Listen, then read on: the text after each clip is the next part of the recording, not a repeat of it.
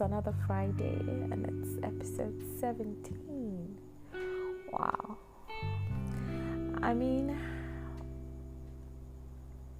I can't even remember when I started, and it looks like I've been doing this for such a short period of time, but then it also looks like it's been so long, and the depth of information it's been amazing. I just want to say hello and welcome to Conversations with Amma. Today we're going to talk about something that I have learned along this journey. Now, this podcast is to help me to heal, is to help me to grow, is to help me to, bloom and evolve and bloom, and in the process to take others along with me, because learning about abuse, the effects, is not just for survivors or victims. Survivors, because not everybody gets out alive, or not everybody gets out with their mental state intact, or not everybody gets out without any form of depression or anxieties and things that they cannot deal with. Victims also, because they live in the situation. And the thing that people don't understand and recognize is that abuse changes you. Domestic abuse, be it verbal, financial, physical, spiritual, even there's now technological abuse, it changes you. And the only way that you can get better is to acquire knowledge and to be able to live with the triggers and understand the things that cause you abuse. Now, every individual story is different. We might have the same symptoms or have the same, trauma, but my trauma might differ from yours because symptoms of trauma, but the pain might be different from yours because our wounds will be different. It could be a father wound, a mother wound, a family, it could be anything. Some people don't even have those wounds at all, so they are thrown into the abuse, and then their trauma develops, right? So everybody's story is unique, but then we carry similar pain and similar troubles. So then you understand. I come from a high conflict background, I will not lie, and there are things that going through therapy I recognize as triggers, and I recognize as things that I held space for in such a long time that it dictated how I approached a lot of things, and I didn't set any boundaries for myself or for even people that were close to me. So that's just what it is. Now, on this journey, especially during this season, we hear a lot of phrases, and we're going to talk about it today. We're going to talk about toxic positivity. There's something like that. Not all being all happy and positive is great. It can get toxic too. So today I want to talk about it. Now, we hear phrases like, "Oh, good vibes only, no drama. It is well. Think positive," especially during seasons of grief, loss, anxiety, and trauma. Now, what people don't realize is anybody who's been through any type of abuse, be it sexual, be it financial, be it spiritual, psychological, mental, and emotional, goes through these processes: the loss, the grief, the trauma, the anger, the pain, the teary days. It just happens. You don't need anything for it to come, but it comes, and you go through those processes, those stages, up until the point where you can identify the triggers, or you can even see it coming, and then you know how to handle it better. You allow yourself to feel the emotions. Now, the trouble usually is when you're trying to find help, you go to positive things because you don't want to feel those emotions. So either people tell you to suppress them with these kind of statements, or you yourself tell yourself those statements because you're trying to suppress them. All right? Now, whilst these phrases are meant to help you feel good and that everything will be all right, which is very well intentioned, they often do not help with the grief or the loss or the trauma. Now, life can get heavy, burdensome, and pain-filled, and it will look Like saying positive things to a victim or a survivor is the best thing to do. No, it's not. No, it's not. Repeat after me. No, it's not. And again, no, it is absolutely not. And you will think that you are doing the right thing, but it's not. Toxic positivity minimizes and ignores the painful emotions because victims feel like going through those emotions means they don't have hope, or they are not even trusting God, and they are not, being positive about the situation. Now, what toxic positivity does is it makes it look like all the human emotions are something that you ought to be ashamed of. You shouldn't feel the pain, you shouldn't feel the anger, you shouldn't feel anything. Oh, it's okay, tone it down, don't say anything. Oh, no. But these are human emotions. And if someone wants to speak about the pain that they are going through, allow them. If it's a grief or a loss, allow them,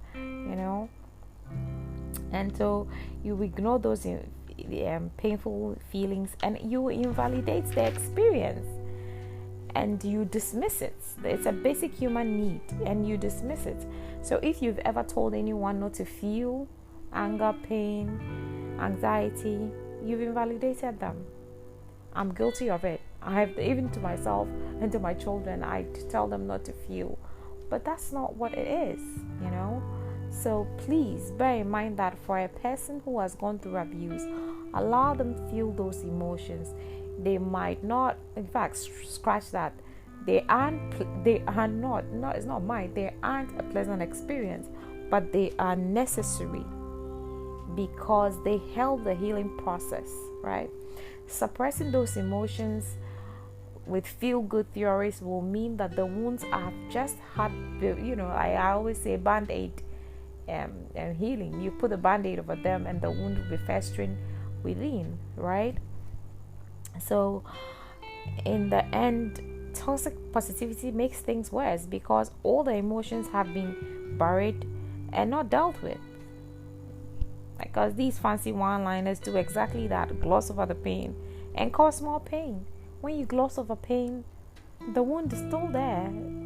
You've just glossed over it, So when your encouragement does not hold space, for pain, you're making the pain worse because you are inadvertently saying human reactions are not allowed and they should be managed.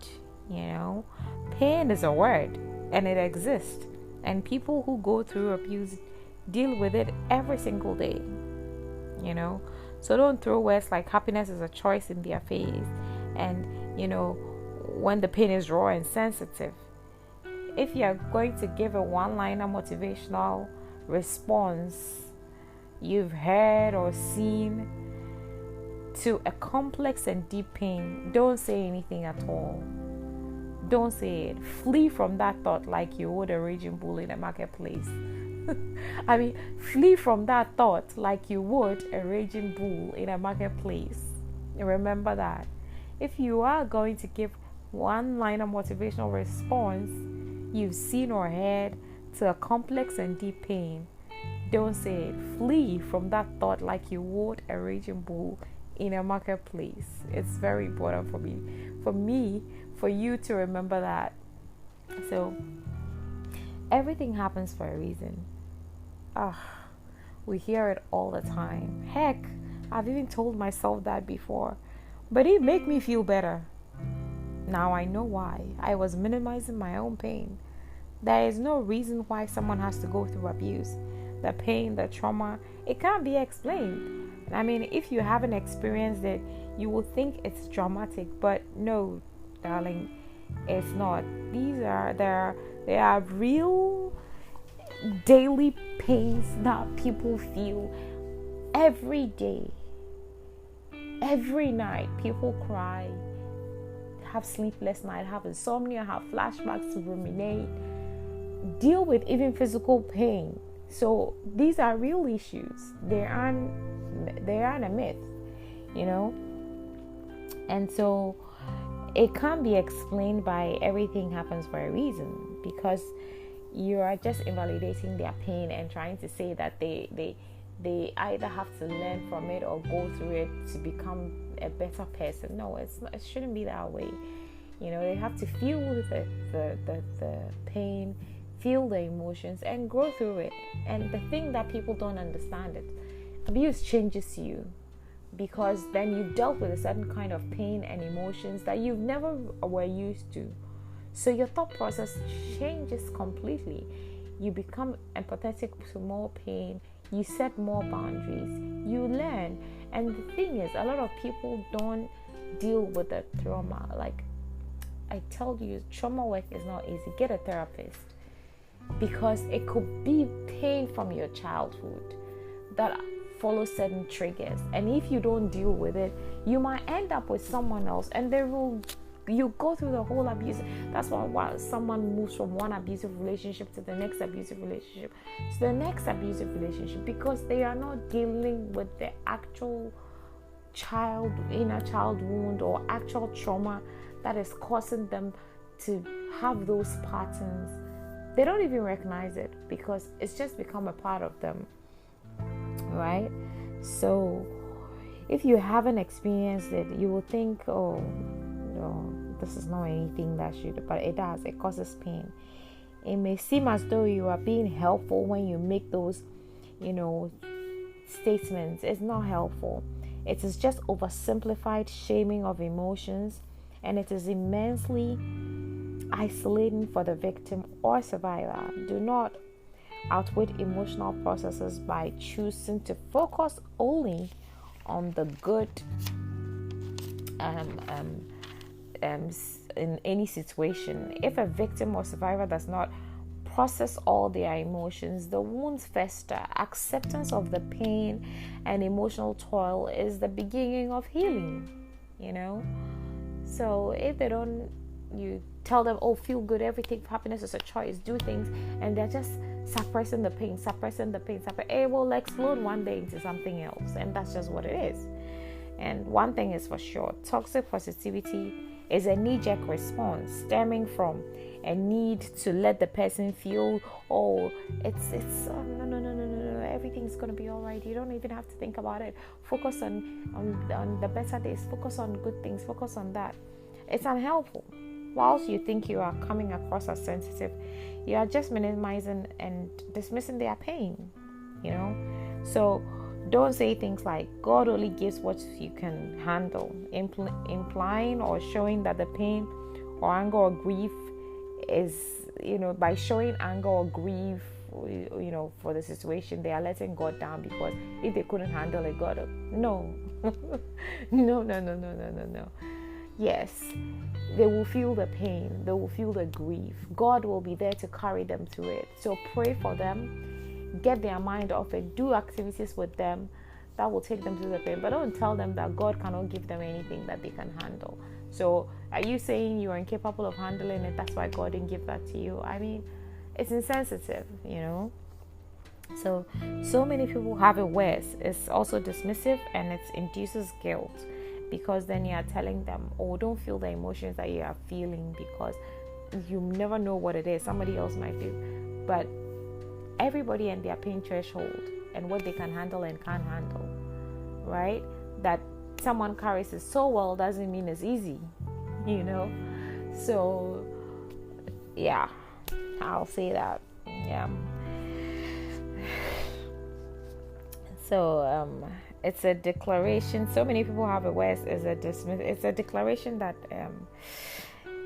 with the intention to be helpful, but sometimes just listening and trying to put yourself in the victim's shoes helps. Sometimes you just want someone.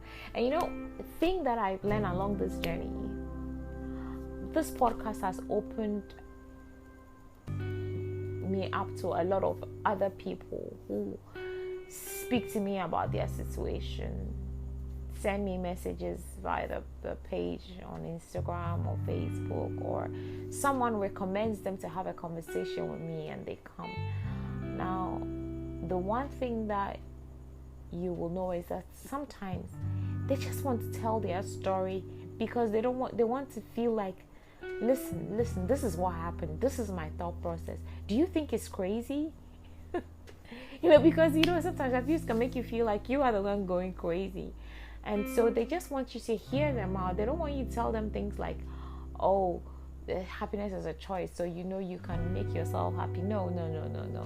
By telling you their story, they are trying to sometimes process the whole situation. So you've got to be sensitive to the approach and the way the person is trying to have a conversation with you. And I've used these phrases before. So at some point in my life when I didn't know better, but reading, learning, growing, evolving, and having felt all the emotions, I now pay attention to phrases, declarations, and toxic positive words. So let's think about our words so we do not cause more pain to others, right? Now, cheer up or stop worrying. As though there's a switch that you can turn back on and, everything is fixed. So, by saying that, you already feel guilty, like, oh, I can do better by myself. So then now there's this guilt, there's shame, coupled with the pain and anxiety and anger. And now you've even made it worse because other emotions are now coming into play. You get what I'm saying? So, and the person telling you that, and so sometimes it sounds difficult for you. There's something that makes it hard. Sometimes people will say things like, God can't give you something that you can't handle. I have said it over and over and over before. It's dismissive of the pain, so instead of just saying a one-liner that you've heard, don't say it. And immediately the person says that, that the person is not listening to you, and you're not listening, but they can't relate to your pain. So you keep quiet, and you might not even say anything to them again. You might be quiet because you realize that they don't understand. So now, instead of saying all those things, you can say things like, that sounds difficult for you. Is there any way I can help? Instead of don't worry or stop worrying, by asking that, how does this worry you, or why is this a worry to you? Then you make the victim think about it, and now they speak to you so you can find a solution. No, right? It's perfectly okay to feel sad or angry or teary under the circumstances. Now, don't be sad reinforces the idea that sadness is not a normal reaction, but it is. If they've been through abuse, or for instance there's been a separation or they left, they are mourning the loss of a relationship, they are mourning the loss of a future that they thought they had, they are mourning the loss of a lot of things. So saying don't be sad is like practically telling them that, oh, there's nothing to be sad over, but there is. So that's taking them out of their reality. So instead of saying those things, you could say, is there something you like to do to get your mind off it, or that will make you feel better or happy right now? That's offering help. That's not saying, oh, don't be sad or get your mind off it. You're just trying to tell them that, is there anything that you would like to do? They might say, no, nothing, I just want to lay down. Is it okay if I sit here and cry? Oh, that's okay, you can lay and cry. Just cry it all out. Oh, no, don't cry. That's telling them once again to suppress their emotions, So I think we need to be sensitive about it. Now, I will also say that if you've been someone who's received toxic negativity and has made you feel some type of way, there are things that people have said to me that immediately caused me pain and my heart sunk, and I didn't say anything to them, but I'll go and pick up my journal, write in my journal, process it, and then, read it out loud, because my therapist told me that, read it, say whatever I wanted to say then to the person, because it helps me to process it and to let it out instead of absorbing it. So I do that. I just journal and then I read it. So if they are close to me, then I can speak to them and say, you know what, I didn't like when you say this. If they care about you, they will pay attention and try to be more positive or understand which angle they ought to come from. So I didn't even like it, but it made me feel a lot more guilt, a lot more shame when you use this word. I would prefer if you spoke this way to me, because you are now also learning to reset your boundaries, right? If they don't understand, they shouldn't be in your life. It's as simple as that. Now, if you use toxic positivity, don't worry. It doesn't make you a bad person. It's just because we're so used to it. It's so been normalized that we don't even realize that it's shaming, and it triggers anger and guilt and anxiety, So just become better at not just being sensitive, understanding the situation before you speak to it, or finding a better way to make the person feel better. Let's hold spaces so people with pain, grief, trauma, anxiety, and the slew of emotions that abuse comes with can process and feel and heal and evolve and bloom. So be compassionate. Offer real comfort and not surface comfort, because you just want to tell the person it is well. It is clearly not well. So what is well about it? So allow them to feel the pain. You know what? I know how you're feeling right now. I can't imagine how you're feeling. I know you're in pain. I know that it's a difficult moment for you. Is there anything that I can do to help make it better?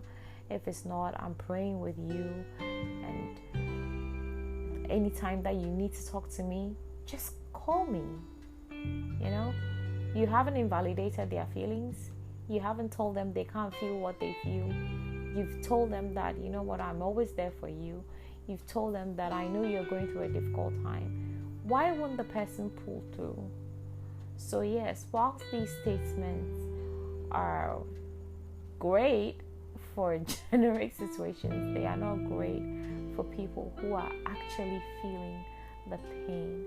So please, the next time you're tempted to use toxic positivity, think twice. As always, this has been Conversations with Amma, and this is Amma MFA Tinkable, Doris, Mommy, whichever name you call me by, I will surely respond. Thank you for stopping by. I just realized that we're almost into 2,000 downloads. Yay! Thank you guys so much. It's not. We're not even in 6 months yet, but we're thriving and we're pushing.